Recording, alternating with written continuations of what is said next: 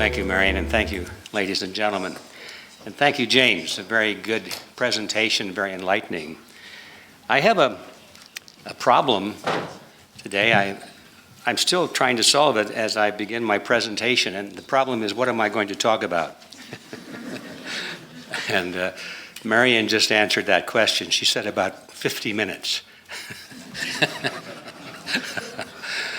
The reason that's a problem for me is because I'm used to speaking before groups that don't know anything.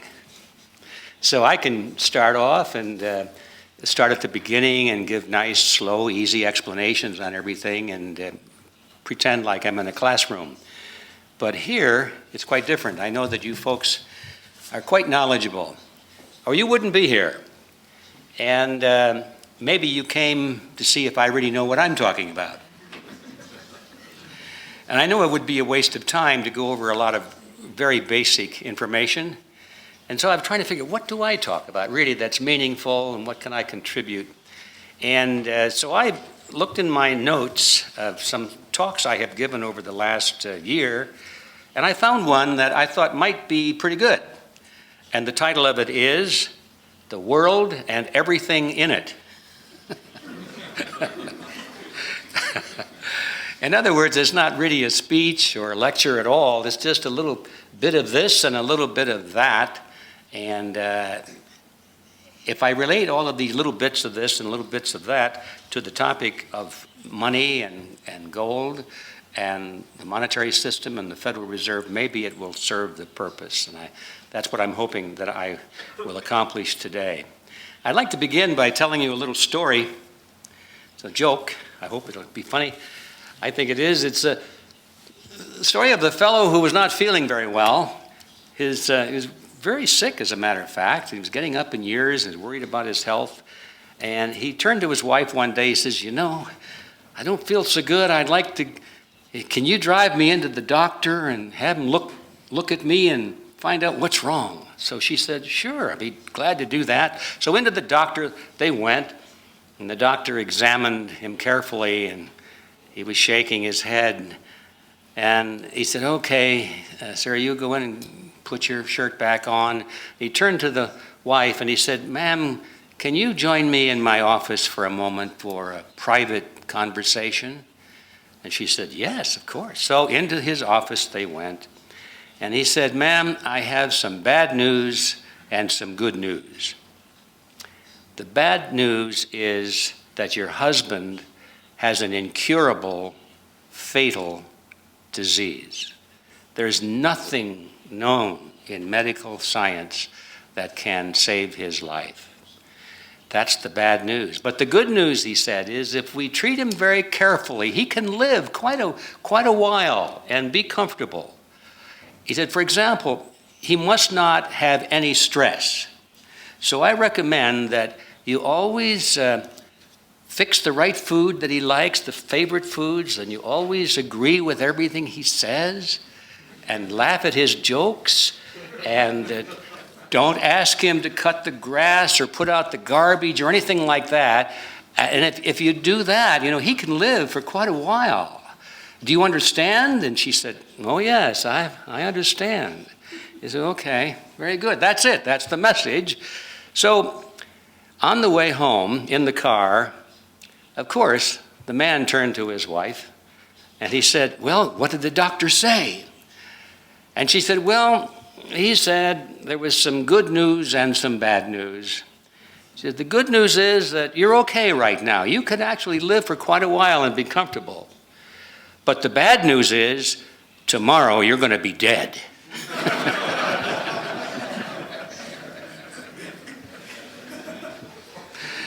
Well, the alleged connection between that story and my presentation is that the good news and the bad news is that the bad news is that I'm going to be jumping around and it has no great organization. But the good news is that it probably won't last very long.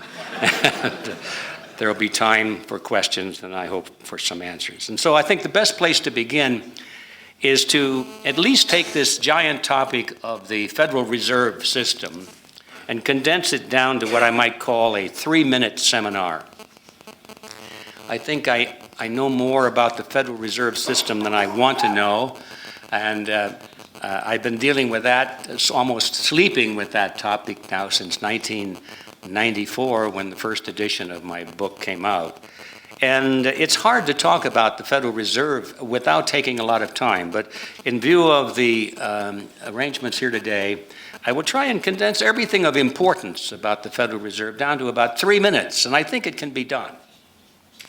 The first thing we have to know about the Fed is that it is a cartel. This comes as a shock to people. It came as a shock to me when I discovered it, that the Federal Reserve is not a government agency. It is a corporation that was created by an act of Congress in 1913, and it was given the power to create the nation's money supply. It's something normally a sovereign nation would do on its own. That's one of the things that governments like to do, is to print their own money or issue their own money. It's their money. The two legs, the two pillars of sovereignty for any nation. One is to create your own money. And the other, of course, is to have your own army. If you have those two things, at least you have the chance of nationhood. You have sovereignty potential. And as an aside, you might notice that gradually the nations of the world are losing control over both of those pillars of sovereignty. And so anyway, the amazing thing about the Federal Reserve is that Congress actually passed a law giving the power to create the nation's money to a banking group, a group of banks, a cartel, no different than the sugar cartel or an oil cartel or a banana cartel, happens to be a banking cartel. This is the most important thing to know about the Federal Reserve. Because when the chairman of the Fed goes before Congress and he is having to explain to the politicians and to the nation that's watching by means of the cameras, explain why they have made some decision regarding monetary matters. Why, Mr. Bernanke, why did you raise interest rates this month? If he were to say, well, obviously, since we're a cartel, we raised the interest rates because we thought we could get away with it and make some more money. That wouldn't go over too well. So Mr. Bernanke has to say, well, we did it for you folks. We did it because we wanted to cool down the economy. We wanted to combat inflation for you folks. We did it because we want to help America and the world. We did this because we are selfless individuals and we want just the best there is for everybody. But he's lying.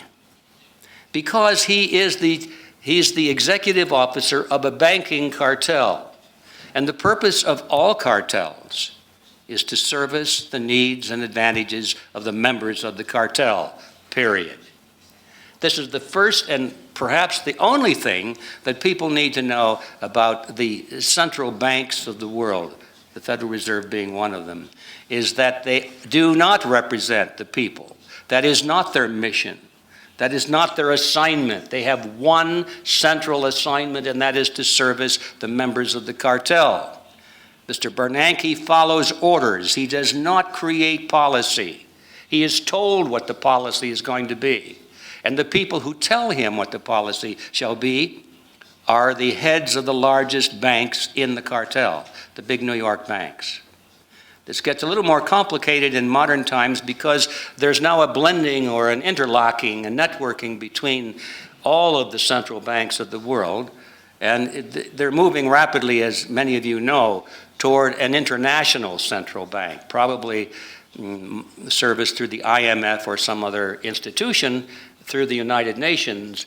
It's gradually morphing into an international structure, but at the same time, right now, we still have these individual national central banks, and they're all cartels. And even though they may have been supposedly on the surface been nationalized, and they're supposedly agencies of the federal government, if you examine their structure, you find that essentially they're the same as with the American Federal Reserve. They are dominated by the private banks.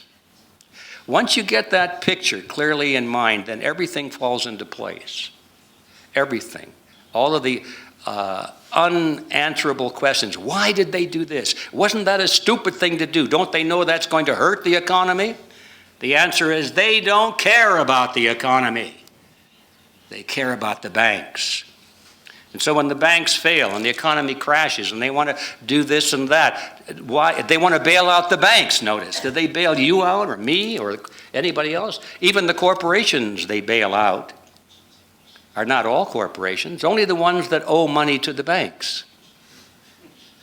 The ones that are having trouble making their payments to the banks. Those are the ones they bail out, so the money comes from the taxpayer, through the Federal Reserve, through the agencies of government that loan this money to the corporations and to the banks and to the other countries of the world, all of whom owe money to the banks. If you follow the trail with the money, it always comes back to the banks. And so we're living in a system of the banks and for the banks, and that's the reality of the Federal Reserve System. What's happening in America today is based on the fact that most Americans do not know that reality. They still are struggling under that myth that somehow or other the Federal Reserve is an agency of the government, and that somehow if they just write a letter to their congressman or go out and demonstrate on the streets and occupy Wall Street and carry placards and so forth, that somehow that's going to change something, when in reality it's not going to change a thing. You'll notice that especially in the United States, I'm not too familiar with what's going on in Europe, although the reports I get indicate that it's not too different. The most active groups are calling for exactly what the banks want. The crisis, the economic crisis, has been created by a merger between banking and government. We do not have, in fact, one of the points I want to make, and I'm jumping to it right now, is that we no longer have a free market anywhere in the world. Even though people still talk about, capitalism. They say capitalism is failing. This is why we have this problem, right? We haven't had capitalism in the world since at least World War II, and probably going back to World War I. That's when the free market capitalism was destroyed. Was gradually replaced, month by month, more and more government regulation, more government partnership with the banks, until finally today it's impossible almost to tell where one leaves off and the other begins. It's a partnership between government and banks. And it's been sold to the voters because they think that because the government is involved, somehow that's representing their interests. Because they vote for the politicians, and therefore they think, my politician, the guy I voted for, is serving me, and he's regulating the banks. When in reality, it's more the other way around. The politician that I voted for is being regulated by the banks, because the banks create the money that the politicians need to be elected. It's as simple as that. It's the corruption of the old system, and that's the reality of today. So what more can I say about the Federal Reserve System, except that it's a fraud, and it was designed from the very beginning to be a fraud. It was designed to bail out the banks when inevitably the founders of the Federal Reserve, all of them big bankers themselves, knew that the system they were creating would eventually convulse, or could eventually convulse, and that when that time came, there must be a mechanism in place to get the money from the taxpayers in the name of protecting the public. In a nutshell, that's what we know about the Federal Reserve System. Okay, the world and everything in it includes a lot more than that. So let's go to the economy. What's happening to the economy? Sometimes you hear people say, well, yeah, it's really bad. You hear this on television a lot. It's really bad, but don't worry, it's going to get better. In fact, it's already getting better. We're on the cusp of recovery. We've gone through this before. There have been ups and downs, booms and busts. We've had some really bad times, but Don't worry about it. It's in good hands. We've made mistakes, but we've learned from our mistakes, and we're working smarter now than ever before. And somehow or other, this is just another cycle. I'm here to tell you this is not just another cycle. James had shown you on the chart there how there are certain things happening in the world of money that have never happened before in history. And the greatest thing to keep in mind on this cyclical myth is that it's true we have had cycles in the past, we have recovered in the past, but those were under conditions where the free market existed. Those were conditions when people had an option to do something. They could flush out their losses. They could go somewhere else. They could move their money from here to there. They had options. And as long as people live in a system of relative freedom and have options, yes, cycles can be worked out. But maybe you have noticed that in the last few decades, our options have been whittled away until finally, today we have very few, if any, options at all. So there's no room left for the recovery. The cycle, the so-called cycle, is not happening anymore. This is something which is entirely new in history, because never before in history has the whole world been in the grips of such total control over the economies and over the money supply and over the political system and over the media, by the way, which explains all of this to the public and makes it seem so plausible and acceptable to the public. This is really something new. I think it's very much like what we're experiencing in the economies of the world is very much like a drug addict who is on his deathbed. He's been given so much cocaine, so much speed, methane, and all these drugs that he's lost his brain cells. And he can't function anymore. He can't walk, he can't talk, he's having hallucinations, he's having the shivers and the shakes, he can't eat, and this poor chap is on the verge of death. And so the doctors come in and they say, well, it's pretty serious. I think maybe we should give him a shot of cocaine. Give him exactly what has put him on his deathbed. And you know, it might work one more time. The chap might sputter together and say, oh, I'm feeling good now, man. Let's go out and party for one more time. And then he's through. This is what's happening in the economies of the world. The doctors who have been prescribing this cocaine are still the doctors. They're the same ones we call. And the prescriptions never worked in the past. They just drove the patient into deeper addiction. And that's what's going on today. And I believe that anybody can see clearly that as long as we call the same doctors, the same group of politicians and bankers, and as long as we accept their prescription of more drugs, more debt, that the patient is not going to recover. Now, this is bad news. This is the bad news part of my presentation. We are all suckers for good news. Somebody asked me earlier, partly in jest, not totally, she said, well, when you talk about these things, are you going to give us something happy at the end? And I said, I don't think so. We want happy endings, and we're willing to believe almost anything in order to accept a happy ending. And I'm saying that if we keep giving this poor chap cocaine, there's not going to be a happy ending. He's going to die. And I think this is the reality of many of the economies in the world, if not all of them. They're driven to their deathbed by excessive debt and fiat money.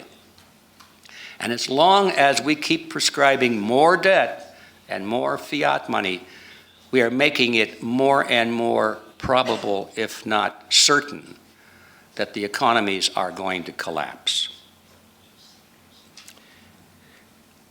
They tell us, but it worked. Especially in American newspapers, you can read almost every week somebody from the Treasury saying, yeah, well, these banks have paid off their loans now. And people read that and they think, I didn't know that. That's good news. They paid those bailout loans back, they say, plus a profit. That means that the taxpayers really didn't get on the hook at all. In fact, the government made money. They got their money back plus interest. You can read that every week in American newspapers. It's a lie. You're going to hear me say that a couple of times more in my presentation. We have to wake up to the fact that these people lie to us. The reality is, and this it worked fraud or this myth, is that the Federal Reserve in cahoots with the Treasury will go to a corporation or a bank and they say, okay, we loaned you $50 billion. We know you can't pay it because you're still losing money, but how do we make it look like you've repaid your loan? And they put their heads together and go to lunch, have a couple of martinis, and they say, we've got the solution. We'll loan you some more money, give you another bailout, but this time under the table. We won't tell anybody about it. It'll be in secret.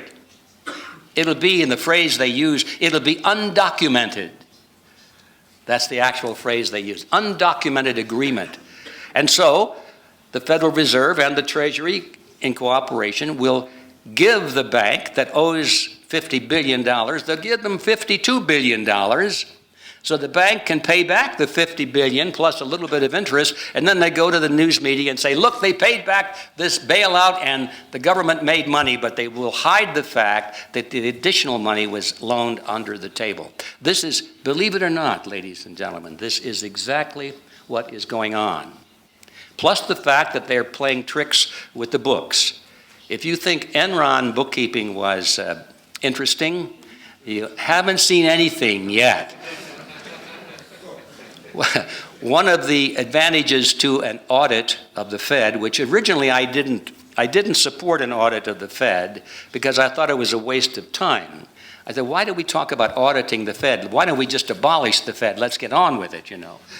But then I came to realize that there are so many tricks like the one I'm describing now that will never come out unless there is a very serious audit. And these are some of the tricks that are being buried. We already know that some of them exist because little pieces of the information are leaked in the press. And some of the players will talk about it and then say, oops, I shouldn't have said that, sort of thing. But anyway, that is what's going on, which means that the problem is getting worse by the day, even though we're constantly being told by our leaders that we've turned the corner, is what Mr. Obama likes to say. We've turned the corner, and we're heading back now to prosperity, and it's a lie. Nobody in this room, I think, doubts whether we're going to have inflation or deflation. But that's a question I receive a lot from audiences. Thank you. That's what, 5 minutes? Okay. That's good. I see it as nothing but inflation. And sure, there may be periods of deflation in some markets. Certain previous bubble markets will experience deflation, such as the stock market and the housing market, because they were greatly exaggerated in the first place, and there's a lot of space in there for correction. And I think we're going to see that. But aside from these two bubble markets, the real market where people live, I mean, gasoline, groceries, education, all of these things, I see nothing but inflation. And the reason for that is because if you make an analogy that, let's take the total economy and the amount of money in the economy as a bucket, let's say, and you pour water into the bucket, that is the new money coming into the system. And you take a look at the statistics and you say, wow, all of this new money, billions and now trillions of dollars going into the bucket, into the money supply, and yet it's just a little bit of it spilling over. We have a relatively small amount of inflation considering all the new money that's being put in. Why doesn't all of that water flow out of the top of the bucket in the form of inflation? And the answer is because, well, there's several answers, but the main one is that if you look at the bottom of the bucket, there are some holes. And while they're pumping new money into the bucket, into the money supply, there's a lot of it going out of existence, out of the bottom of the bucket. Now, what's that all about? Well, you see people are losing their jobs, they're losing their savings, they're having to sell their houses. They thought they had, let's say, $500,000 in equity in their house. That was part of the money supply because it was considered, like M3, M4, and so forth. But now they suddenly find out they can't sell their house for $100,000. And that money drains out of the money supply for the nation. And so while they're putting new money in, there's a lot of old money going out of existence as people write off bad debts, primarily. That's the source. And of course, they ship a lot of it overseas too, because there's still plenty of countries that are willing to take these dollars because their own economies are even in worse shape. So the bottom line is that the reason we don't see any more inflation than we have so far is because a lot of the money is going out of existence at the same time huge amounts are coming into existence, which doesn't completely solve the problem, because notice something else. The difference between who is at the top of the bucket and who is at the bottom of the bucket. The ones at the top of the bucket getting the new money by the trillions, those are the politicians and the corporations that are politically favored, the politically favored class, the ones with the contracts, the ones getting up to the trough, the government trough. They're getting fabulously wealthy from this. The bankers themselves are getting, this money is being bailed out, and they're getting their bonuses and their pay increases and all kinds of insider information that they can put money into certain investments that they know are going to be favored, and they make money. Some people are making a lot of money. But who's at the bottom of the bucket where the money is falling out? That's the middle class. Those are the people who are losing their homes, losing their jobs, losing their savings. So the net analysis of all of this is that not only is this money flowing through the system, but there's a great shift of wealth. The poor, of course, doesn't make much difference for them because they're going to be on welfare anyway. But the middle class is being squeezed out of existence in this process. I don't know how much longer it'll take, but it won't be too much longer before the middle class will almost become like a white elephant or historical class of people. Well, all right, thank goodness I'm getting the red card now. I could talk about other things, where we're headed and so forth, but if you have questions about anything else, let's take those questions, and I can maybe cover some of this in that fashion.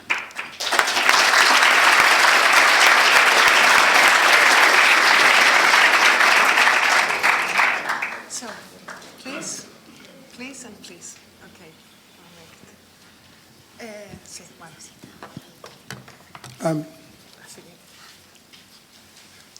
Thank you, Edward, and also thank you, James, because both of you are giving us the opportunity to get educated. Question to Edward. Now, in the book, The Creature from Jekyll Island, we learn that the creation of the Fed was originally inspired from England, by the Central Bank of England. And so my question is, now that we're so far advanced in the creation of the Fed and them achieving their intentions, I'm curious as to what role the Central Bank of England still plays in this process in terms of pulling the strings.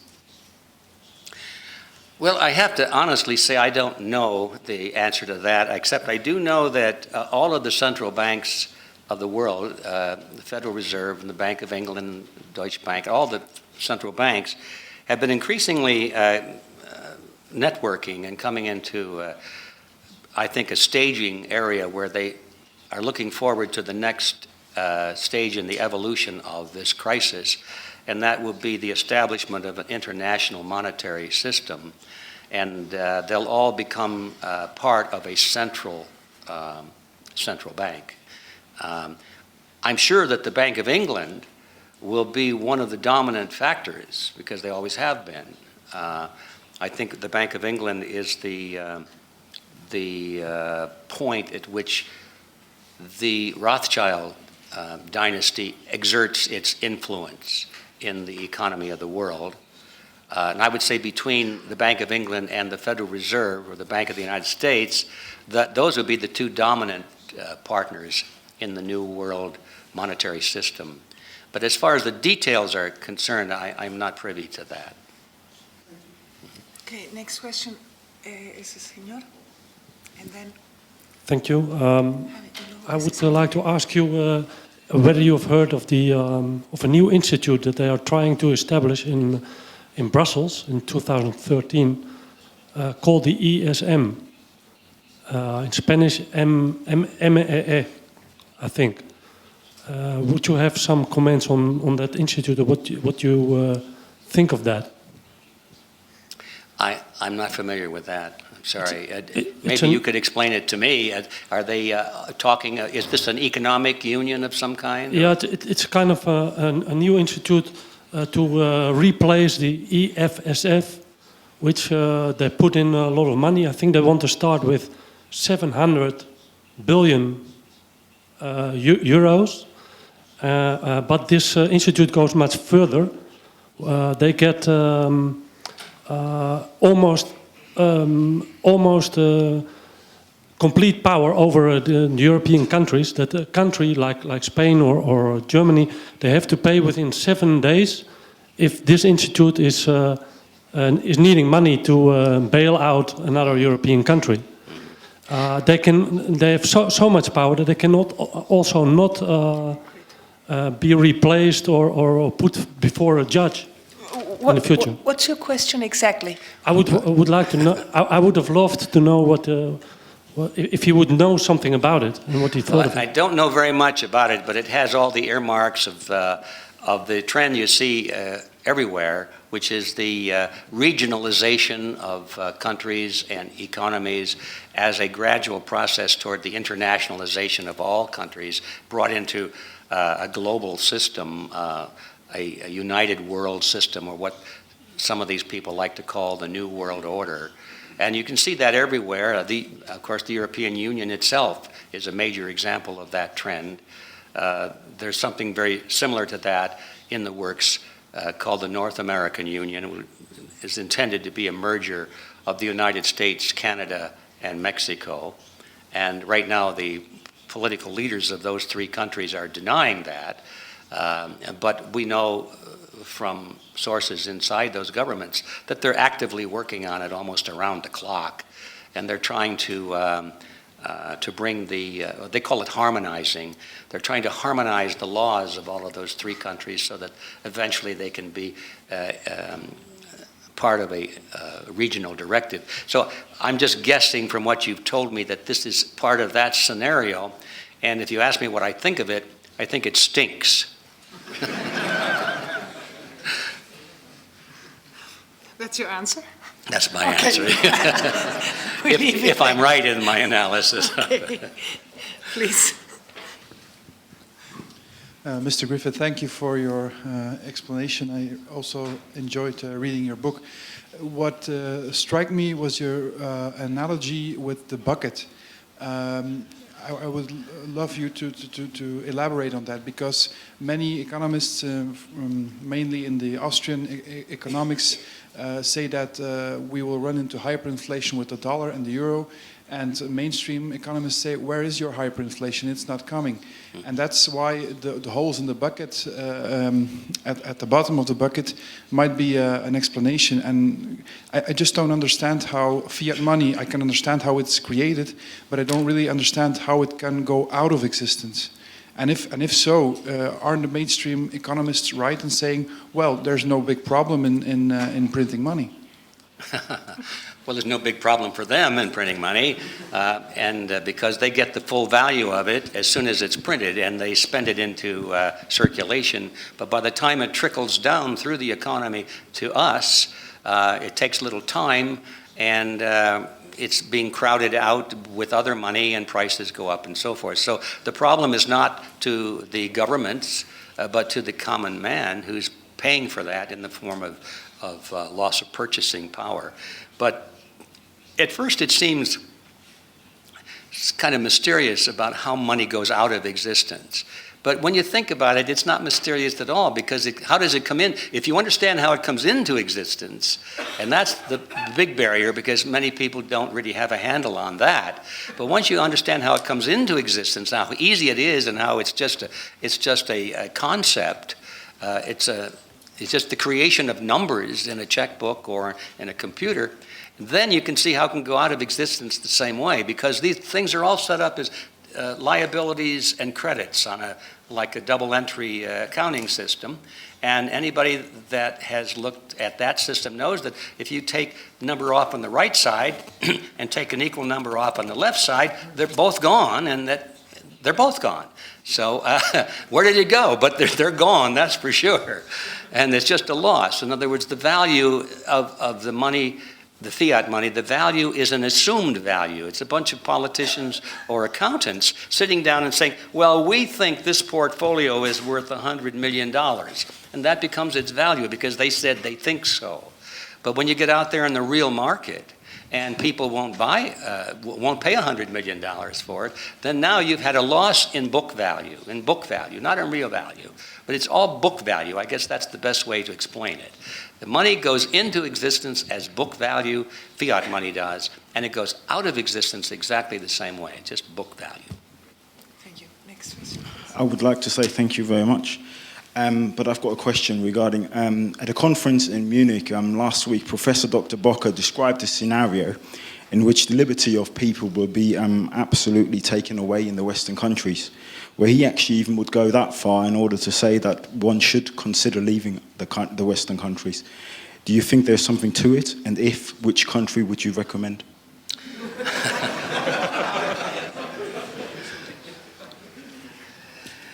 Well, it's a really a serious question, even though it has its humorous overtones to it. If there was a place to go, I'd probably be there.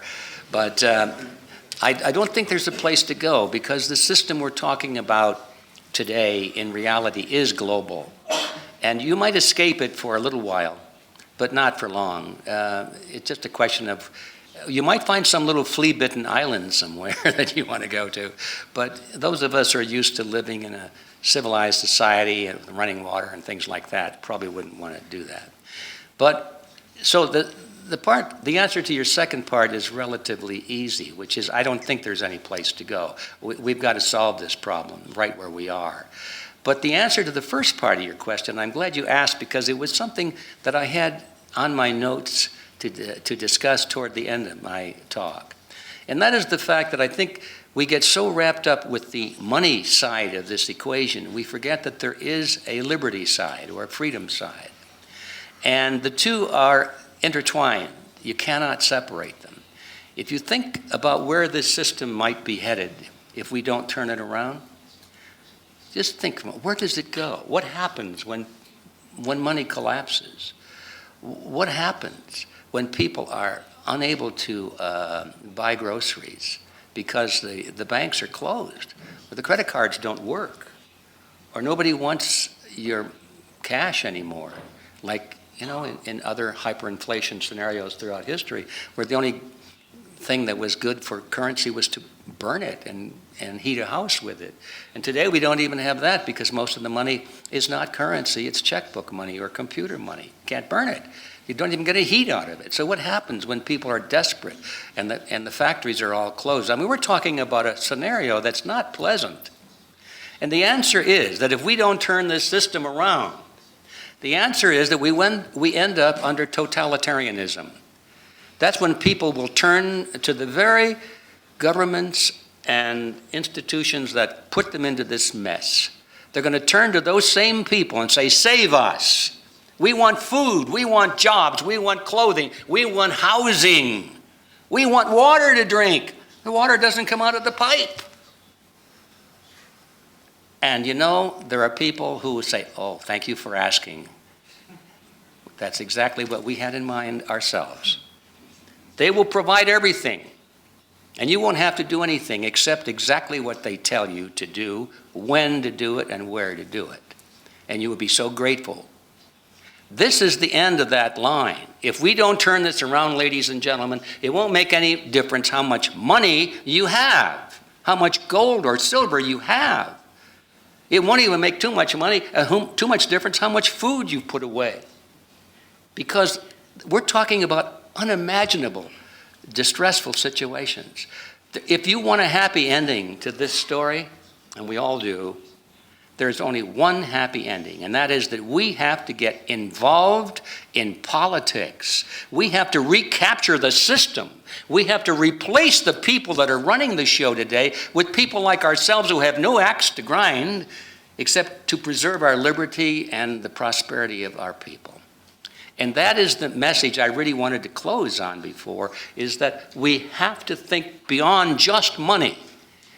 We have to think about ideology and politics. And if we're not willing to do that, we're not going to solve this problem, and there will not be a happy ending. But if we can do that,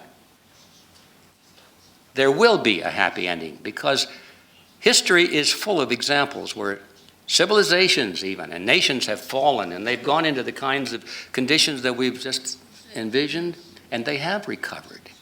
But they've only done so because there was, first of all, a void, and then the freedom for people to do what they have to do.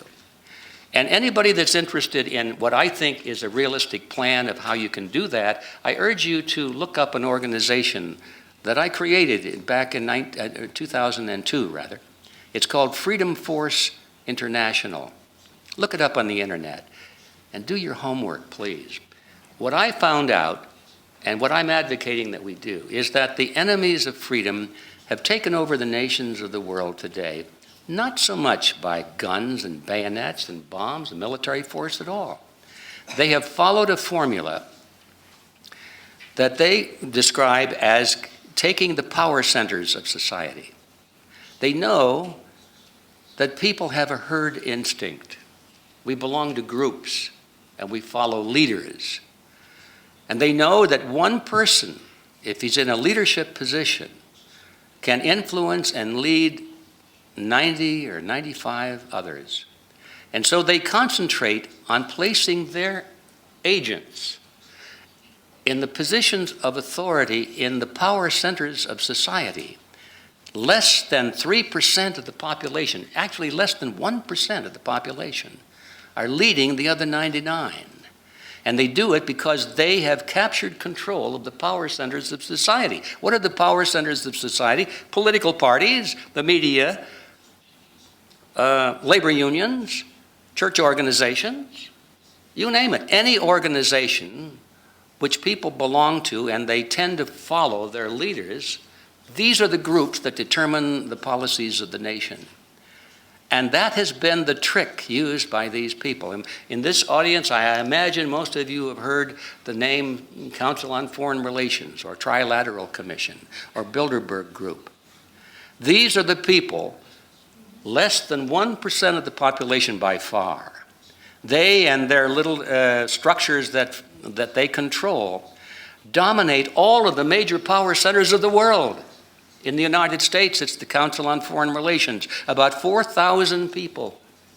And yet, when you make a list of all of the major political offices, from the President of the United States to the head of the CIA, to the head of the FBI, to the head of the Treasury Department, to the Chief of Staff of the military, to the Supreme Court, to the Senate, on down, all throughout government, and you make a list of the board of directors and executives of ABC, CBS, NBC, Turner Broadcasting, Washington Times, New York Times, Los Angeles Times, Time Magazine. You go through this list, 70% or more of the major power centers of America are in the hands of less than, or that about 4,000 human beings belong to the Council on Foreign Relations. It's an amazing, amazing discovery. And the Council on Foreign Relations is dedicated by its own proclamation, dedicated to creating what they call the New World Order, which means world government, based on the model of collectivism. That's the significant part. Not based on the principle of freedom or individual liberty, but on the model of collectivism, which means all power at the top, with the people serving the government rather than the government serving the people. That's the model. And they're dedicated to fiat money. And that's how it works. That's how we lost control in America, and I suppose it's pretty much the same way here and everywhere in the world. So therefore, what is the solution? The solution is do the same thing in reverse. We know it can be done because it has already been done. And it didn't require revolution in the streets. It didn't require bloodshed. It just took the efforts of less than 1% of the people who determined what they wanted to do and were willing to make the sacrifices to do it. So anyway, that's the good news, if there is any good news, that we know there is a formula. And it will work because it has already worked. And we are putting it into operation right now. And so if you're interested in becoming part of that freedom team, I guess we should call it, come to the internet and look us up on Freedom Force International. .org, by the way, .org.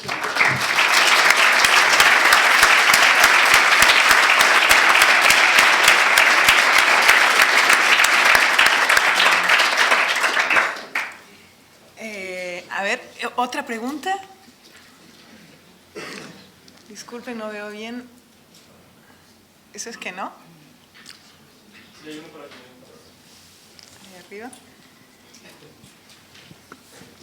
I'm going to ask again, what is your time span for this new world order? What is your prediction on it? And what are the chances of a derail? Like, for example, candidate Ron Paul or people that have an idea to abolish the Fed, or is there a chance for them? One of the problems we have is people often ask, as you just did, it's not an illogical question at all. It's a perfectly logical question. When will this happen? I don't think that the day will come when they're going to ring a bell and say, well, here it is today. I think the New World Order is already here. It's been here for quite a while, but it's been growing. You see, it didn't start off completely established. That's the trick right there. It started when the leaders of the world began to think in terms of international structures ahead of their own nations. It happened when leaders of the world began to adopt fiat money and use that mechanism for funding their operations. It happened when the universities switched the curricula over to teach collectivism to the young people going through there, that the idea that the group is more important than the individual, you know, it must be sacrificed if necessary for the greater good of the greater number. And of course, the greater good of the greater number is always the state, the government. And it happened a long time ago. That's when it began. And I think that we're far into it already. Can it be reversed? I think it can if we follow the strategy that I mentioned. But that's not going to be easy because remember, we've got this poor drug addict, and I think the analogy applies to the political side as well as to the monetary side. We've got this drug addict, and he's in bad shape. And you're not going to just shake a gourd over him and say, get well and get healed or something. He's going to be sick for a long time, but he can recover if we stop giving him drugs. And it's going to be a long road back. I think it can be done, but if we're looking for a quick, easy answer, like voting for a candidate, you know, people like the quick answer. Who are you going to vote for? There's got to be a solution. If we just vote for a guy, whoever he is, that'll solve. We want him. That'll solve the problem. We want the guy on the white horse. Well, you asked about Ron Paul. I'm a friend of Ron Paul, and I like Ron Paul. I support Ron Paul. I hope he wins. Well, in a way, I almost don't, because if he does, he'll probably be assassinated, and I hate to see that happen to anybody. But that's the reality. But even if he weren't, if he were elected, that's for some miracle, because the media won't let the American people hear about Ron Paul. They just, my neighbor never heard of him.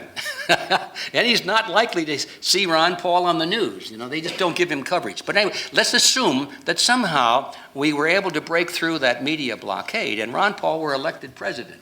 What could he do?